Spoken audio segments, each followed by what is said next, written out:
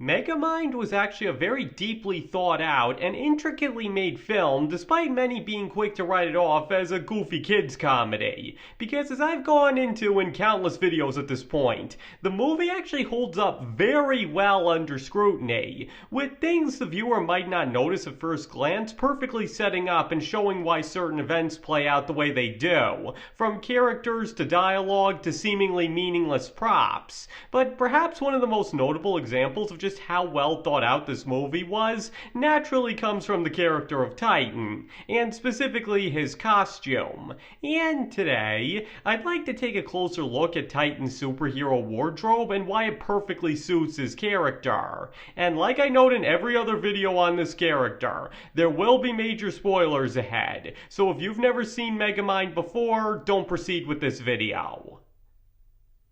Okay, so right off the bat it must be mentioned that Megamind was the one who created the suit for Titan, and there's even a whole scene dedicated to him getting it after he's finished his training. And this is significant because the suit ultimately reflects what Megamind wants Hal to be, a replacement hero for Metro Man. And as a result, the suit does bear many similarities to Metro Man's, specifically how it's white and has colors that contrast with Megamind's, as they're supposed to be sworn enemies. But notably, Megamind didn't just make Hal's suit a carbon copy of Metro Man's and instead gave it its own design and color scheme, while also making sure to use colors that wouldn't overlap with his predominantly black and blue color palette, instead opting for mostly reds and oranges. And not to mention, unlike Metro Man, Titan's costume actually comes with a face mask, though not only does Hal not use it for too long before discarding it, but he also looks better without it anyway.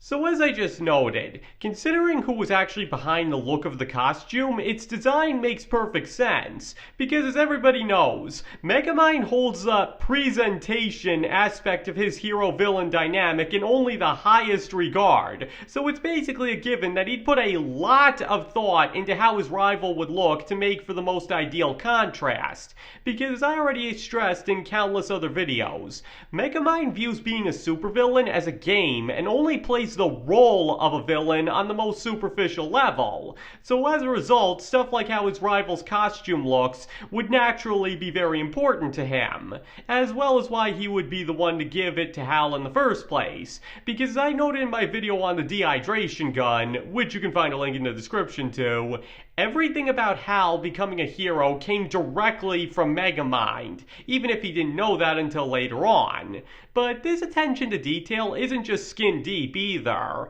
as the costume's design also contains heavy thematic significance as well. Because the fact that Hal's costume directly contrasts with Megamind's isn't just for the in-story reason that Megamind would want it that way, but also because it serves to highlight how the two are complete opposites of each other. Because I already went on at length about in another video, which you can find a link in the description to, that the genius of Hal and Megamind's characters is that in pretty much every way possible they are completely different. I mean, they do have a few things in common, but I already covered that in another video, which you can also find a link in the description to if you'd like to check that out. But the point is that in every way of importance, the two couldn't be any more opposite. Because Megamind is ultimately a good person that wants to help others and is forced to embrace the role of a villain by society, as they won't accept him as being anything else. So as a result, and as I noted before, he only plays the part of a supervillain on the lowest level possible, putting on a good show but ultimately having no bark to his bite. And in the end, when he finally gets all the power he supposedly wanted, he quickly grows bored because he ultimately never wanted to be an evil overlord and only pretended to because he felt that was his purpose in life. And it's only when he finally embraces who he really is, a hero, that he finds real fulfillment. While Hal, by contrast, is just your average nobody who might appear to be a typical nice guy at first glance, but in actuality is pretty unpleasant and when given unlimited power, opts to be a villain rather than a hero, as he was told to be, because he believes he can gain more from it. So, one is a hero forced to be a villain, and the other is a villain forced to be a hero.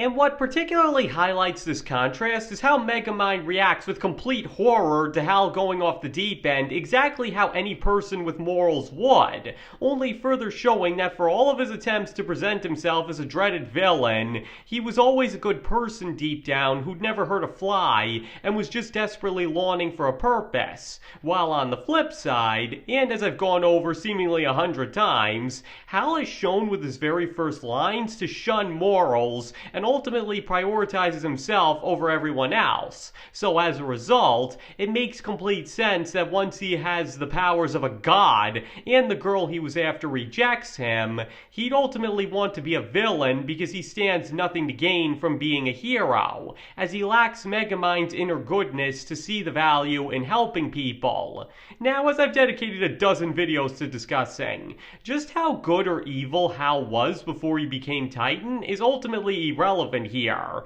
as the only thing that matters is that once he has been given power, he chooses to use it recklessly, to hurt others, and for his gain exclusively, while Megamind was very careful in how he went about being a villain and made sure that nobody got hurt in his fights with Metro Man. So being such polar opposites, it's only appropriate that Hal's costume would completely contrast with Megamind in terms of both color and the fact that Hal's is skin tight while Megamind's is much more free-flowing, because it's the perfect visual indicator of just how different they are on the inside as well as on the outside. But to go with something a little less obvious, there's also the fact that his costume heavily contrasts with Metro Man's in the end, despite Megamind ostensibly making the suit to resemble his. Because when you look at the two side by side, one will notice that Metro Man has a pretty much all-white color scheme, with the few splashes of color being either gray or gold. And apart from some white, Hal's costume doesn't have any of these colors, being mostly red with some orange thrown in. In other words, his color scheme not only allows him to contrast with Megamind's blue and blacks, but Metro Man's gold and gray as well, which is significant because from a thematic standpoint, he's also very different from Metro Man as well. Maybe he's not as different from him as he is from Megamind, but when you really look at it, Titan still serves as a pretty good example of Metro Man's opposite too.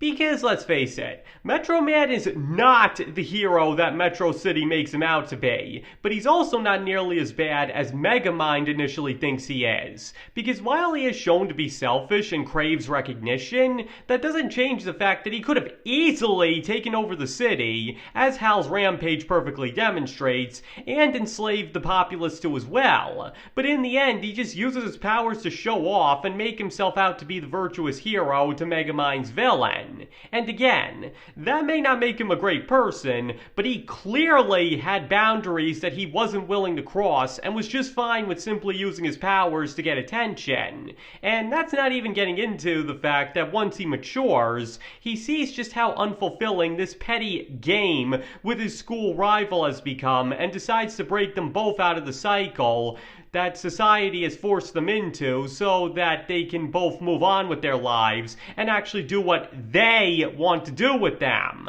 And again, the fact that with his limitless powers he simply wants to be an ordinary musician only helps further demonstrate that for all of his showing off and flaunting, he was pretty much just a normal guy who finally decided to embrace anonymity. While Hal, by contrast, was actually just an average Joe who, while not necessarily unhappy with his life, clearly wasn't living his ideal existence. And once he gets powers, he ends up deciding to use them selfishly instead of trying to use them to get what he wants in a much more ethical way, which is what Metro Man ultimately did before deciding that the whole thing just wasn't for him. To put it simply, both of them were jerks, yes. But what makes them different is that Metro Man was good enough to not take advantage of his powers to to hurt people, and in the end just wanted to be normal, while Hal was normal and once he got powers only wanted to use them for his own gain without caring about who got caught in the crossfire. So as a result, Hal ends up showing exactly what Metro Man would have become had he decided to use his powers for evil, and the contrast in their costumes show just how different that makes Hal from the actual man, who may not be a pure hero but has clear moral boundaries.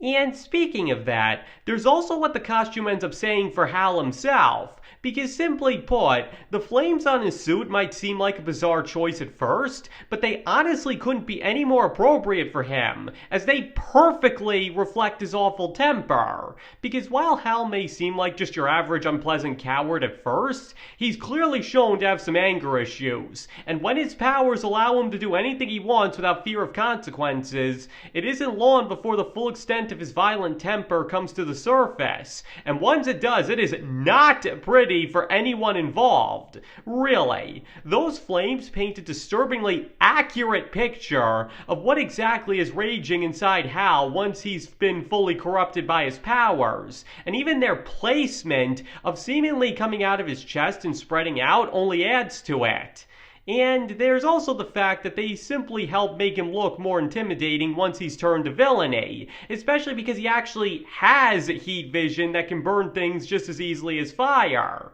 Seriously, nothing about this costume design was an accident. Everything about it was very deliberately done to reflect Hal's true nature, and it most definitely succeeds on every front. So like I said at the start, Megamind is actually a very well written movie, perhaps even more so than it's often given credit for, and the fact that everything in the film has such major attention to detail, up to and including the characters' costumes, only proves that. Because while Titan's suit is the most obvious, that's not even the only example of that, as pretty much every wardrobe choice by the characters was a very deliberate one on the writer's part, with the transition in Roxanne's clothes throughout the film being another great example. But the point is that the costume serves to show both how different Hal and Megamind really are, and foreshadow and highlight his villainous nature at the same time. It completely encapsulates the character and everything he represents in a nutshell, especially once he turns to villainy. Because while it may seem like a bit of an odd choice for a new hero at first, once one knows what'll happen, it becomes plain as day that there couldn't have been a more appropriate getup for such a character. Okay, I think that's everything I had to say on that. So now why don't you tell me, do you believe that Titan's costume was a very deliberate choice on the filmmaker's part to highlight Hal's true nature as well as reinforce the themes of the movie? Or do you believe that it's simply meant to be a cool design that I'm reading way too much into? Please feel free to let me know in the comments below. Because as I always stress in these videos, you do not have to agree with anything I said if you don't want to. You are entitled to your own opinion and can feel about Titan's costume and what it means from a narrative standpoint however you like, and I nor anybody else can tell you you're wrong. And thank you all for watching. I appreciate it very much, and I hope to see you all next time.